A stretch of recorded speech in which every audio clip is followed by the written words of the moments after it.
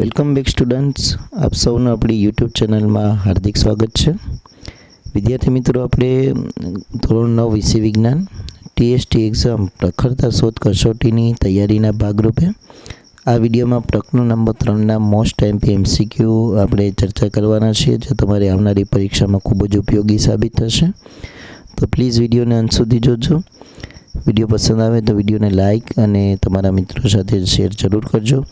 અને જો ચેનલ પર નવા હોય અને ચેનલને હજુ સુધી સબસ્ક્રાઈબ ન કરી હોય તો આપણી ચેનલને સબસ્ક્રાઈબ કરી બાજુના બેલ આઇકોનને પ્રેસ જરૂર કરજો. શરૂઆત કરીએ. પહેલો પ્રશ્ન છે, કયા ભારતીય તત્વજ્ઞાનીએ વિભાજન ન થઈ શકે તેવા કણને પરમાણુ નામ આપ્યું? તેમાં આવશે મહર્ષિ કણાદ. નીચેનામાંથી કયા વૈજ્ઞાનિકે રાસાયણિક સંયોગીકરણના નિયમોની રજૂઆત દ્વારા રસાયણશાસ્ત્રનો પાયો નાખ્યો?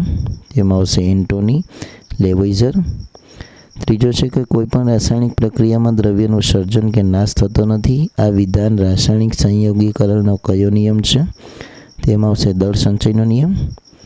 ચોથું, રાસાયણિક પદાર્થમાં તત્વો હંમેશા દળથી નિશ્ચિત પ્રમાણમાં હાજર રહેલા હોય છે. આ નિયમની રજૂઆત કયા વૈજ્ઞાનિકે કરી?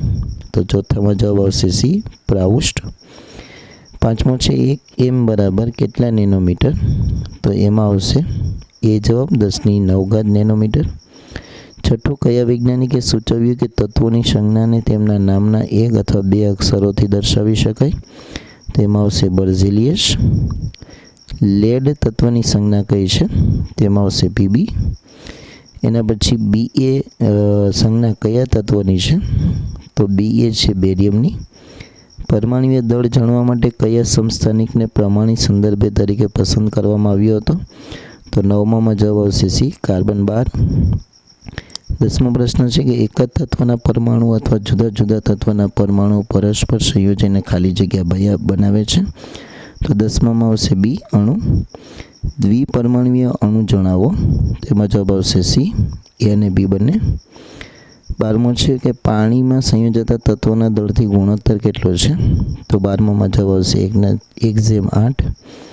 13મો પ્રશ્ન, ધાતુ અને અધાતુના વીજભારિત ઘટકોને શું કહેવાય?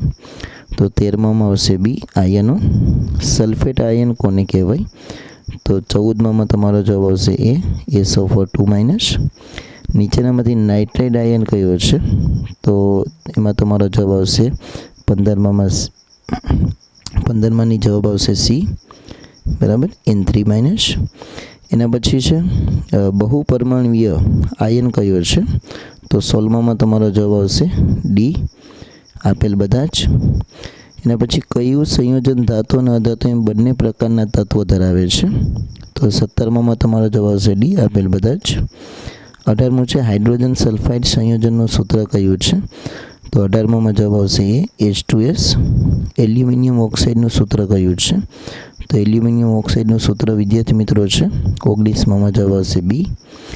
અને ધોવાના સોડા તરીકે કયું સંયોજન ઓળખાય છે? તેમાં પણ જવાબ આવશે બી. 21મો પ્રશ્ન છે, કેલ્શિયમ ક્લોરાઇડ સૂત્ર ધરાવતા સંયોજનનું નામ કયું હશે? તેમાં જવાબ આવશે કેલ્શિયમ ક્લોરાઇડ, CaCl2. 22મું, એમોનિયા અણુનું આણ્વીય દળ કેટલું છે? તો 22માં જવાબ આવશે બી, 17. એમોનિયમ સલ્ફેટનું રાસાયણિક સૂત્ર કયું થશે? તો 23માં જવાબ આવશે એ, NH4 3PO4. એના પછી આગળ છે સોડિયમ ક્લોરાઇડ અણુનું એકમ સૂત્ર દળ કેટલું છે? તો 24માં જવાબ આવશે એ, 58.5.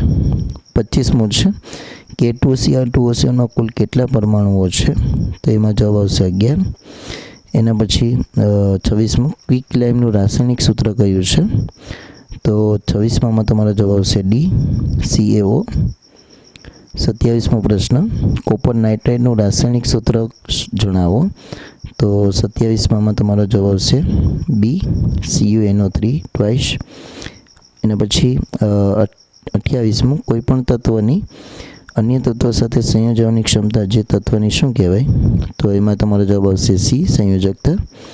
29મું, અધાતુ તત્વ નાઇટ્રોજનની પરમાણુયતા કેટલી છે? તો એમાં જવાબ આવશે દ્વિપરમાણુય. અને 30મો છે ગોલ્ડ કઈ સંજ્ઞા વડે દર્શાવાય છે? તેમાં જવાબ આવશે AU.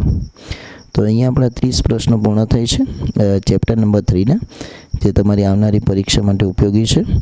તો વિદ્યાર્થી મિત્રો, આવા વિડીયો જોતા રહેવા માટે આપણી યુટ્યુબ ચેનલને જરૂર સબસ્ક્રાઈબ કરજો અને બાજુના બેલ આઇકોનને પ્રેસ કરજો.